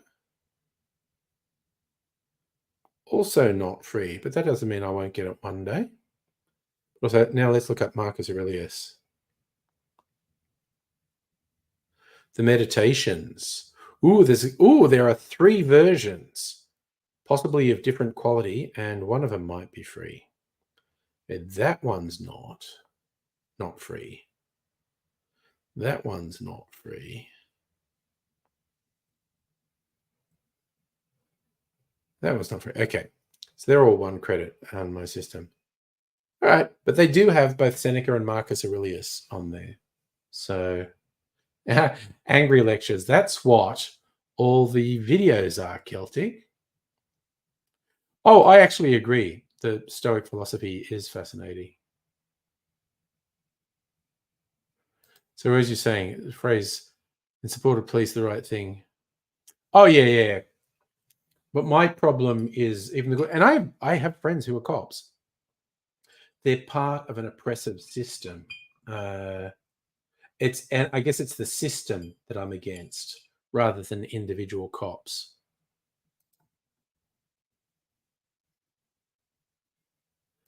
Yeah, I reckon that would be a good one, actually. The Meditations. Extremely influential stuff. There's so many versions. I guess I'll do it if I get around to it. I'll do a bit of research on which is the best audiobook, because there are a couple of versions. Oh man, that's really good. It's probably going to be better in a couple of days when the flavors really permeate. All right, I was worried about that, but it's fucking yummy. Be good in a highballs. It should become an MP. Ugh. I was joking once about, because it's weirdly easy to get into the Senate in Victoria. start a political party called the Cocktail Party. Main thing to improve circumstances for distillers. But I actually genuinely looked up what you had to do to start a party to be able to run. It was a pain in the ass. Hello, Dr. Abigail. I'm very glad you are alive. The angry cats only have one. Oh, I'm not going to depress you that, like, I don't know, a year or so ago, we saw Mimsy across the Rainbow Bridge. She was just extremely old and infirm and unwell and in pain. So we took her to the vet. Shadow's still around, complaining. Shadow's like 13 or 14 now. Raise more reasons where I have no issue with the police, especially doing job help people. Oh yeah, no, it's. I guess I do want to stress. When I, I'm like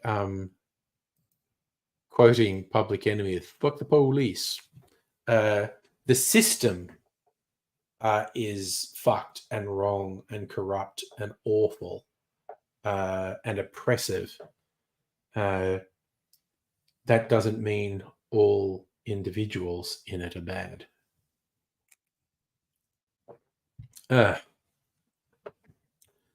Celtic, it is sad about Mimsy, and it was a sad day when we did it, but honestly, she was in so much pain. It was the right thing to do. Yeah, and a nap. Nap is good. You had to take it to the vet. Crystals in his bladder. Good Lord. Oh, that's not good. I feel like, wait, what did I never had crystals in my bladder. Oh, yeah, okay, my inner ear. I had this problem. Okay, so for those who don't know, your sense of balance is pretty much determined by this liquid in your inner ear that sort of tilts and it sends messages to your brain about what's happening. That's why when you spin around, you're dizzy because you've destabilized this water. That's why roller coasters and stuff make you go, oh, because they destabilize that water. I've had this problem where the liquid in my inner ear crystallized, and so it completely fucked up the signals it sent to my brain. I was lying on my bed on my back, and it felt like I was on a roller coaster. It's like a physical hallucination. Like, I know I'm not moving. I know I'm lying on the bed, but I'm experiencing this, and I'm not joking and I'm not exaggerating. I was experiencing the physical sensations of being on a roller coaster going up and down and up and down. And I was just pitching and rolling, and it's just like, and it's because the liquid in my inner ear crystallized and it was fucking up all the signals it sent to my brain. I had to get some very particular, there's a name for this, and there's some exercises you can do. In fact, if anyway, I've talked about this on the streams before. I've had this, and it's fucked up. And you see, you're the same thing as me. Yeah, ACAB, even though you're friends of cops, because the system's fucked. Yeah, the system sucks. And it's unfortunate that they end up as the enforcers for a fucked system.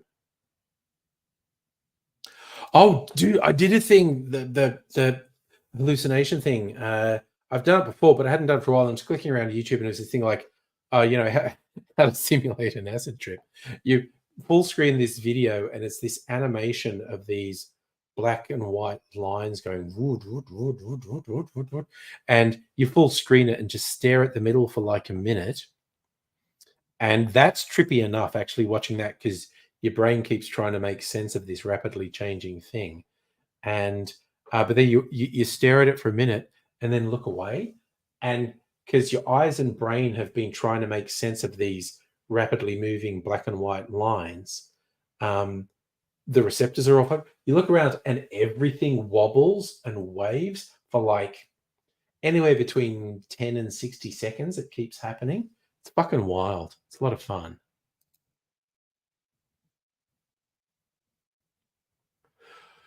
Oh, okay. Yeah, if you get from skiing, maybe the liquid in your area is actually freezing. Capitalist profit-driven society. Oh yeah, yeah. No, and law enforcement serve the the interests of capital, not the interests of the people. It's that simple.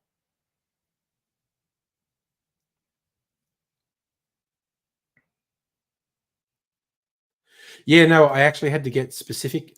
There's two things: there's medication, and there were these exercises you had to do, and lie back and rolling your head around, which is, but it's fucking weird. I haven't had it for a while. I got it like twice in a year, and it's fucking weird. Like I swear to God, you don't know weird till you are lying still in bed, and your brain is telling you you're on a roller coaster that's just pitching and rolling, and you feel like you have to hold on to the bed because you're going to get thrown off the bed by the force of this pitching and rolling. It's fucking weird and not altogether pleasant. And I can imagine in a less enlightened age, if someone suffered this, like them literally thinking they'd lost it, and people treating them like they'd gone crazy. Yeah. Talking about cops, what's the best donut place? Um, God, there's a pastry place in the city that's meant to be really good. And you get all these ones where like people make donuts out of like croissant pastry, cronuts, which are really yum. It depends what you like. You get these Daniel's donuts in a lot of shopping malls that are yummy.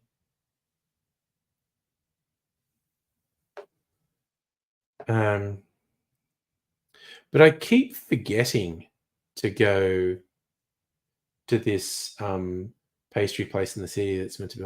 Oh my god, Krispy Kreme! Back in the day, when at first they were only in Sydney, and if you were on domestic flights from Sydney to Melbourne, you get these people, and they'd have trays of donut Krispy Kremes on their lap because, like, they were on a work trip and they promised to bring people back Krispy Kremes. That was wild. Lines around the block. Oh yeah, Olympic donuts, Footscray. Oh, just the donut balls, and they'd stick them on the dolphin that injected the hot jam into them. God damn, they were good. I mean, Donut King's fine. I think the one I'm thinking of is called Daniel's, but yeah. Oh, look, Fresh is good. Fresh is really good.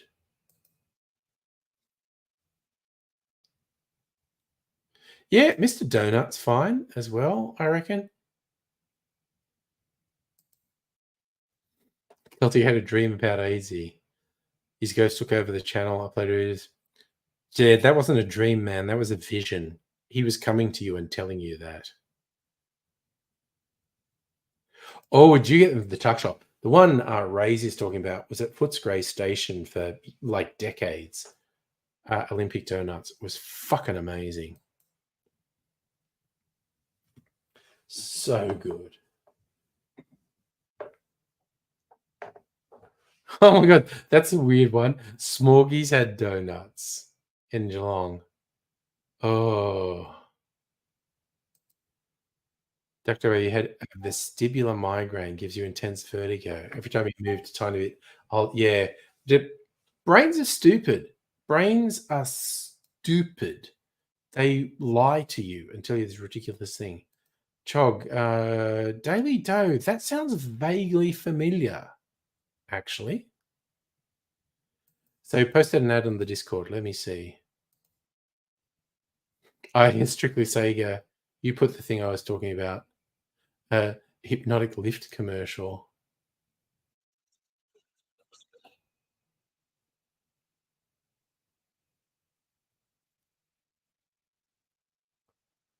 I'll see if I can find it.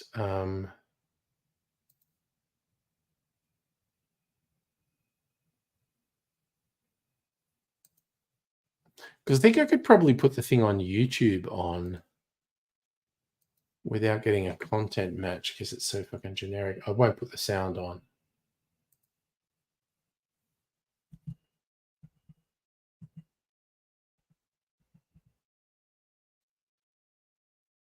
Oh, yep. This is it.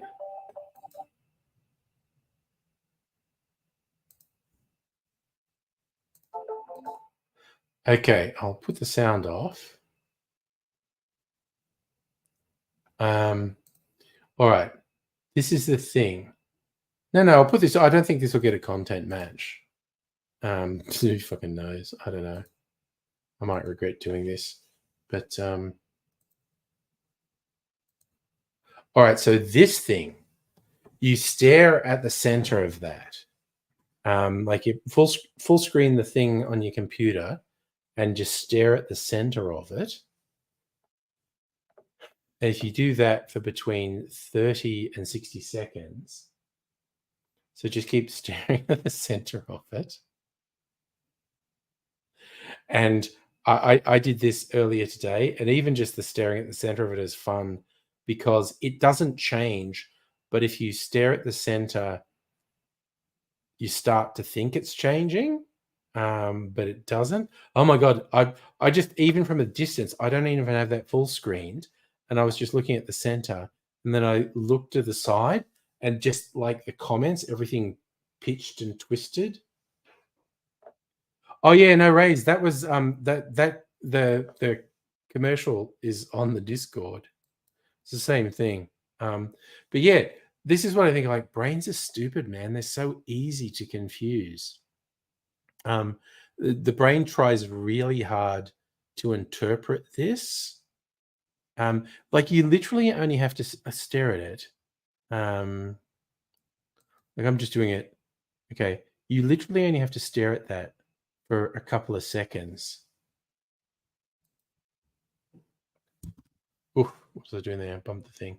You only have to stare at it for a couple of seconds to, and then look aside, and everything goes. Very weird.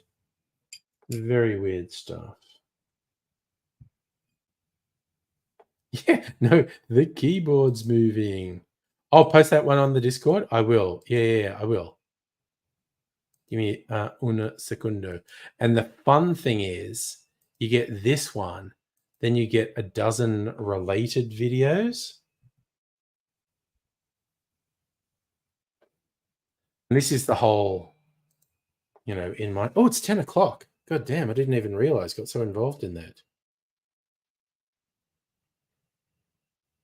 So I'm going to sign off. So I put a link to that on the Discord. And as I was saying, the fun thing is you get links to a whole bunch of other ones after that. Oh god, I don't know if I could deal with it if I'd had a whole bunch of cocktails.